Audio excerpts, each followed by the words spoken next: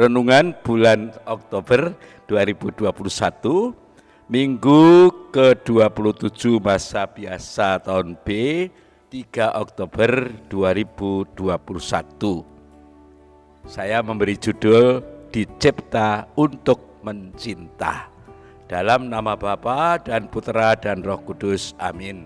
Salam sehat saudara-saudariku terkasih, berkah dalam. Saudara-saudariku terkasih, beberapa hari yang lalu, tepatnya tanggal 30 September, kita pasang bendera setengah tiang untuk mengenang dan mendoakan para patriot bangsa yang gugur saat gerakan 30 September tahun 1965 yang lalu. Semoga para pahlawan diterima di sisi Tuhan. Sehari kemudian, 1 Oktober, kita pasang bendera satu tiang penuh untuk memperingati Hari Kesaktian Pancasila. Hanya catatan kecil saja, saat meletusnya G30S terjadi, saya masih di Seminari Menengah Mertoyudan. Waktu itu saya kelas 4. Wes, begitu saja, sekedar berita sederhana. Saudara-saudariku terkasih, sila ketiga dari Pancasila adalah Persatuan Indonesia. Indonesia terdiri dari beribu-ribu pulau, maka muncullah juga begitu banyak suku dan budayanya masing-masing maupun bahasanya. Namun kita perlu bersyukur kepada Tuhan bahwa jauh sebelum kemerdekaan ataupun sebelum lahirnya Pancasila, kaum muda di seantero Nusantara sudah mencetuskan Sumpah Pemuda 28 Oktober 1908. Satu nusa, satu bangsa, satu bahasa Indonesia. Hebat. Meskipun demikian, bahasa dan budaya daerah masih tetap diuri-uri, dilestarikan oleh penduduk setempat dan kita semua. Kesatuan dibangun dan dilestarikan, sedang perbedaan tetap dihormati. Hal itu bisa terjadi karena keterbukaan hati serta merasa senasib sepenanggungan dan sama martabatnya sebagai manusia. Dengan sikap seperti itu kita bisa bersosialisasi dan membangun persatuan dan keragaman dengan kebersamaan dengan orang lain. Jadi membangun persatuan dan kebersamaan dengan orang lain, saling memahami, saling menerima, dan kemudian bekerja sama. Secara tidak langsung, itulah juga perwujudan dari cinta sesama. Cinta membuat manusia ingin bersama, bahkan bersatu demi membangun kehidupan ini menjadi lebih baik. Manusia memang diciptakan untuk mengasihi. Nah, sangat berbeda tentu saja dengan orang-orang yang tidak menyadari hal tersebut atau tidak mau menerima hal tersebut, sehingga muncul kecenderungan ingin memecah belah dan mencerai-beraikan, bahkan memberi motivasi pada orang lain untuk membenci dan memporak-porandakan persatuan. Sungguh patut disayangkan. Hal ini biasanya terjadi karena orang hanya memikirkan kepentingan diri sendiri atau golongannya dan tidak mengusahakan kebenaran yang bisa diakui dan dijalani bersama. Namun, maaf ya, pelan dan pasti mereka-mereka itu justru akan menghancurkan diri mereka sendiri ataupun golongannya, dan tentu saja juga mereka yang kesengsem dengan iming-iming yang kelihatan sangat menjanjikan. Maka hati-hati menghadapi iming-iming seperti itu. Saudara-saudariku terkasih, Hari ini kita disuguhi Injil suci Markus bab 10 ayat 2 sampai 16 yang menggabungkan dua hal atau membicarakan dua hal, yaitu soal perceraian dan kedua peristiwa Yesus memberkati anak-anak. Keduanya berbicara tentang kehidupan keluarga. Yang satu bicara tentang kesatuan tak terpisahkan antara suami istri, dan yang kedua tentang kewajiban orang tua mendidik anak, termasuk dalam hal iman mereka.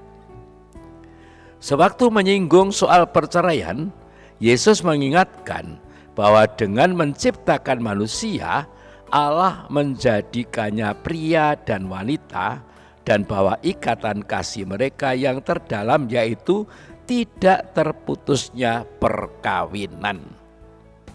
Manusia memang dicipta untuk mencinta, untuk berjumpa dengan pribadi lain.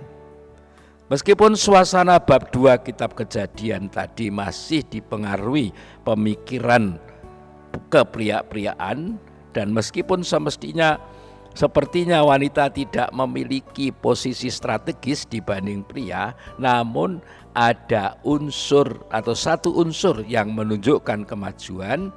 Sebab itu seorang laki-laki akan meninggalkan ayah dan ibunya dan bersatu dengan istrinya, sehingga keduanya menjadi satu daging. Memang rahasia pribadi lain menarik sekali dan mengundang manusia meninggalkan dirinya sendiri. Begitulah yang tersirat dalam kitab Kejadian bab 2 ayat 18 sampai dengan 24 yang menjadi bacaan pertama hari ini. Dengan kata lain, hidup perkawinan digambarkan sebagai salah satu kesempatan istimewa bahwa kedatangan kerajaan Allah akan dapat menjadi kenyataan asal hidup itu dihayati dalam kesetiaan pada kehendak Allah semula yang dinyatakannya dalam hal perkawinan. Pertanyaan Farisi tentang perceraian ditanggapi Yesus dengan mengajak mereka melihat yang mendasar, yaitu hidup menurut hukum Musa, perceraian diperbolehkan dengan alasan tertentu, dan hidup menurut kehendak Allah, perceraian tidak diperkenankan sama sekali. Nah, kita semua tahu bahwa yang harus diutamakan adalah kehendak Allah. Kalau kita mengikuti kehendak Allah, pasti kita tidak melanggar hukum dan aturan. Namun, melakukan sesuatu yang diperbolehkan atau tidak dilarang oleh hukum belum tentu sesuai dengan kehendak Allah. Contohnya tentang perceraian itu tadi. Hukum Taurat dan hukum sipil memang memberikan kesempatan terjadinya perceraian. Namun Tuhan Allah tidak memperkenankannya. Saya mengulangi, hukum Taurat dan hukum sipil memang memberikan kesempatan terjadinya perceraian, meskipun juga tidak mudah. Namun Tuhan Allah tidak memperkenankan perceraian itu. Persoalannya adalah bagaimana kalau sudah terlanjur cerai dan diceraikan oleh pasangan. Kalau perceraian sudah terjadi, orang harus tetap hidup sesuai dengan kehendak Allah dan tidak malah semakin menjauhkan diri darinya. Kalau dianugerahi anak, ya tetap mendidik mereka dengan baik, termasuk dalam hal iman Kristiani. Misalnya dengan membawa mereka datang kepada Tuhan melalui berbagai macam kegiatan rohani, baik dalam keluarga, lingkungan, atau gereja atau paroki. Gereja sendiri tetap merengkuh dan melayani sebagai anggota tubuhnya. Hanya kadang-kadang yang mengalaminya itu pekewuh, rikuh, malu, dan sebagainya, malah kadang menganggap atau mengira gereja sudah tidak menerima lagi. Sama sekali pemikiran seperti itu salah. Gereja sendiri tetap merengkuh dan melayani sebagai anggota tubuhnya kalau memang mau dilayani. Hal ini ditunjukkan dalam sikap Yesus yang menyambut anak-anak. Seorang anak masih sangat dekat pada aslinya, yang masih bergantung sepenuhnya pada orang lain, terutama orang tuanya. Oleh karena itu, untuk menyambut kerajaan Allah, manusia harus dijiwai dengan semangat dan jiwa anak-anak, yaitu bergantung sepenuhnya kepada kehendak Allah, atau dengan kata lain menyesuaikan dengan kehendak Allah. Sebab kerajaan Allah itu hanya dapat dimasuki manusia yang menyesuaikan diri dengan kehendak Allah, artinya tidak memusuhi Allah. Dengan menyesuaikan diri dengan kehendak Allah, manusia akan menang melawan kejahatan dan dosa yang melicinkan jalan kepada kerajaan Allah. Saudara-saudariku terkasih, ternyata untuk menyesuaikan dengan kehendak Allah bukan soal yang mudah. Bahkan Yesus pun mengalami seperti itu. Karena kehendak Allah, Yesus mengalami hidup manusiawi dengan sepenuh-penuhnya dan menjadi saudara orang banyak. Demikian yang tersirat dalam Ibrani 2 ayat 9 sampai dengan 11 bacaan kedua hari ini. Karena ketaatannya kepada kehendak Allah, Yesus harus mengalami penderitaan sampai wafat di salib. Namun oleh kematian dan kebangkitannya, Yesus dimuliakan dan manusia diselamatkan. Kehendak Allah harus diikuti bila ingin selamat, meskipun harus nungsang jempalik. Dan memang begitulah hidup. Maka kadang manusia mencoba tawar-menawar dengan kehendak Allah. Manusia menawar kehendak Allah sebagaimana disampaikan oleh orang Farisi kepada Yesus. Farisi tadi menawar kehendak Allah dengan mengikuti hukum Musa. Kita pun kalau jujur juga kadang bahkan kerap tawar-menawar dengan kehendak Allah dengan menyodorkan kehendak pribadi demi kenyamanan diri atau kelompok. Maksud Tuhan begini loh, tapi mosok mbok kalau bisa begini, ya itu menurut kemauannya. Gusti Allah ki ngersake ngene, ning mbok begini. Ini menurut kehendak manusia, kehendak saya. Itu melawan kehendak Tuhan. Nah, kalau selalu tawar-menawar dengan Tuhan, selalu tawar-menawar dengan kehendak Tuhan, jangan-jangan kita sudah tidak percaya kepadanya. Kalau begitu, siapa yang akan kita percayai? Dengan demikian, rencana siapa yang akan kita terima dalam hidup? Nah, saudara-saudariku terkasih, Alkisah dalam sebuah paparan cerita bijak, pada suatu hari ada seorang bekas narapidana yang memohon kepada Tuhan supaya Tuhan memberi yang dibutuhkan dalam sisa hidupnya. Ternyata Tuhan hanya memberi semangat. Pada mulanya dia itu kecewa, namun lama-kelamaan bisa menerima karena dengan semangat ia bisa menikmati sisa hidupnya. Lalu dia masih mengajukan permohonan. Dia mohon kepada Tuhan, mohon kesehatan supaya bisa melakukan hal-hal besar. Namun Tuhan malah memberikan fisik yang lemah. Dia sangat kecewa, namun akhirnya dapat menerima karena dengan fisik lemah ia dapat membatasi kegiatannya dan melakukan hal-hal yang baik saja. Masih lagi dia mohon kekayaan agar bahagia, namun Tuhan memberikan kemiskinan. Wah, sangat kecewa awalnya, namun akhirnya menerima karena justru berkat kemiskinannya ia dapat menjadi orang bijak. Dan akhirnya dia masih mohon kekuasaan supaya dapat mengatur dunia dan mendapat kehormatan. Namun ketidakberdayaanlah yang diberikan oleh Tuhan.